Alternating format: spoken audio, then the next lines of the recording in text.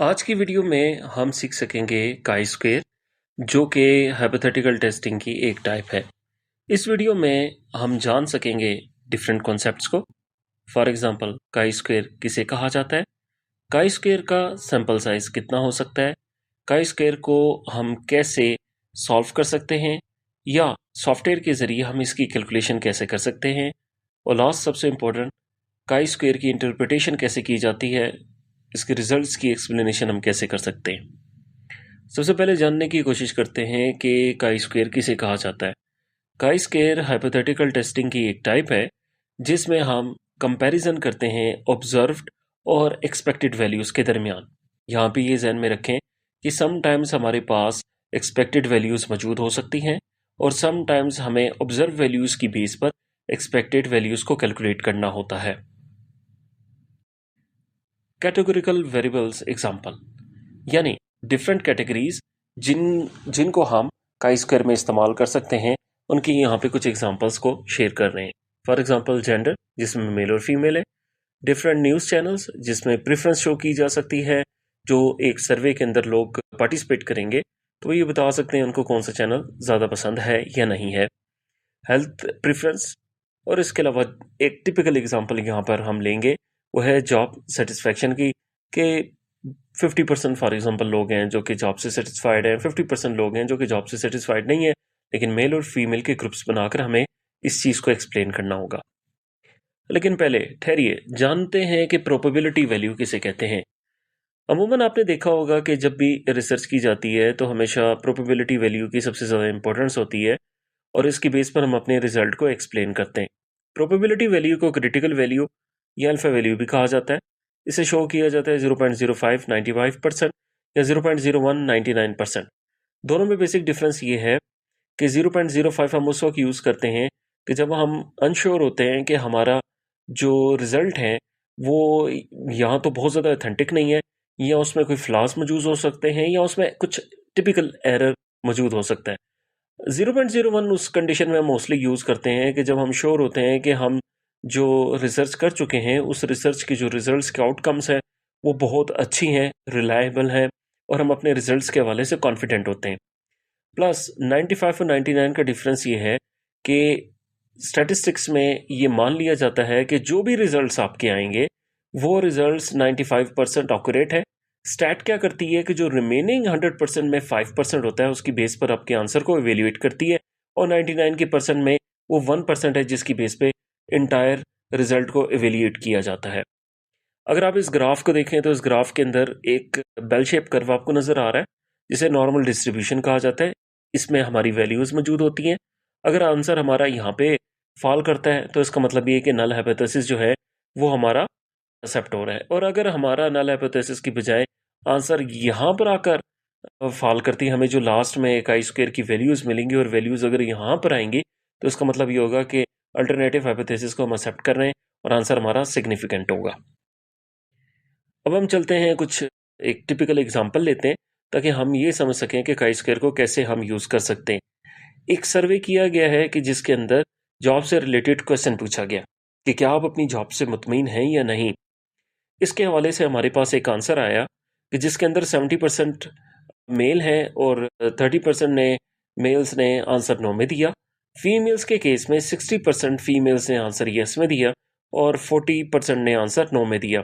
Total calculation आपके सामने है कि अगर हम इन वैल्यूज़ को रो या कॉलम्स की फॉर्म में मल्टीप्लाई करते हैं, ऐड करते हैं, तो हमारे पास आंसर आता है। यहाँ पे जो हमारे पास टेबल है, इस टेबल को स्टार्ट करने से पहले हम दो हाइपोथेटिकल अजम्पशन यूज़ कर सकते हैं। फर्स्ट है नल हाइपोथेसिस और सेकंड हमारे पास अल्टरनेटिव हाइपोथेसिस।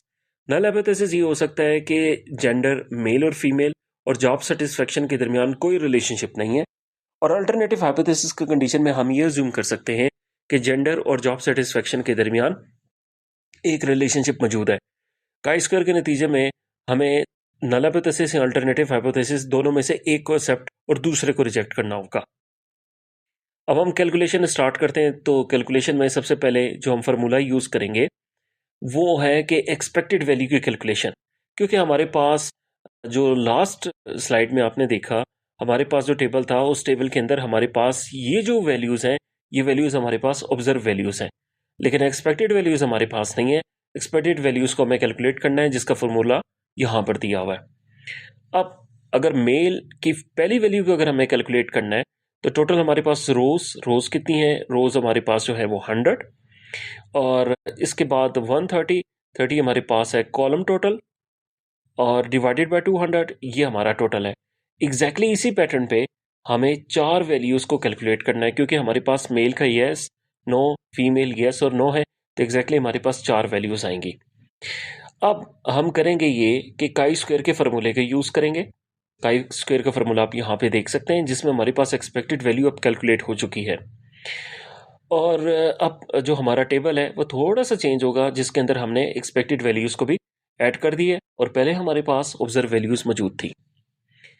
अब आप ये देखें कि जो हम काई स्क्वायर का फॉर्मूला यूज़ करेंगे हर वैल्यू के लिए इस्तेमाल करेंगे, जैसे मेल यस, मेल नो के लिए ऑब्जर्व वैल्यू हमारे पास 70 है, और एक्सपेक्टेड वैल्यू जो यहाँ पर दी गई है वो यहाँ पर हमने ऐड की, और टोटल हमने यहाँ पे ऐड की है। अब ये तमाम वैल्यूज़ ऐड हुई। अब हमने करना क्या है कि हमने इसका सबमिशन लेना है, तो तमाम वैल्यूज़ को हम ऐड करेंगे। ऐड करने के बाद हमारे पास काई स्क्वायर की जो वैल्यू है वो कैलकुलेट हो जाएगी। अब डिग्री ऑफ फ्रीडम को हमने कैलकुलेट करना है, तो डिग्री ऑफ फ्रीडम की कैलकुलेशन हम इस तरीके से करते हैं कि टोटल हमारे पास 2 रोज़ हैं और टोटल हमारे पास 2 कॉलम हैं, तो 2 - 1 आंसर इज़ 1, तो डिग्री ऑफ फ्रीडम जो है हमारे पास उसका आंसर 1 आएगा। और अगर हम डिग्री ऑफ फ्रीडम 1 पे काई स्क्वायर का टेबल देखेंगे, तो टेबल देखने के बाद हमें पता चलेगा कि 1 के ऊपर जो आंसर है वो 3.84 है। हम वापस चलते हैं अपनी स्लाइड की तरफ। तो डिग्री ऑफ फ्रीडम जिसमें हम प्रोबेबिलिटी वैल्यू 0.05 पे चेक करें, तो आंसर हमें मिलता है 3.84, और जो कैलकुलेटेड वैल्यू है हमारी 2.19 थी, और जो एस्टिमेटेड या टेबुलेटेड वैल्यू है काई स्क्वायर की वो है 3.84, इसलिए हम अपने नल हाइपोथेसिस को रिजेक्ट कर रहे हैं।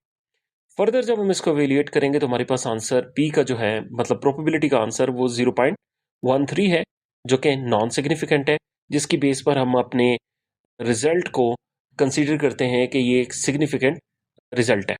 और सिग्निफिकेंट होने की वजह से हम ये कह सकते हैं कि मेल और फीमेल जेंडर जो है उनका जॉब सेटिस्फेक्शन के साथ एक रिलेशनशिप मौजूद है।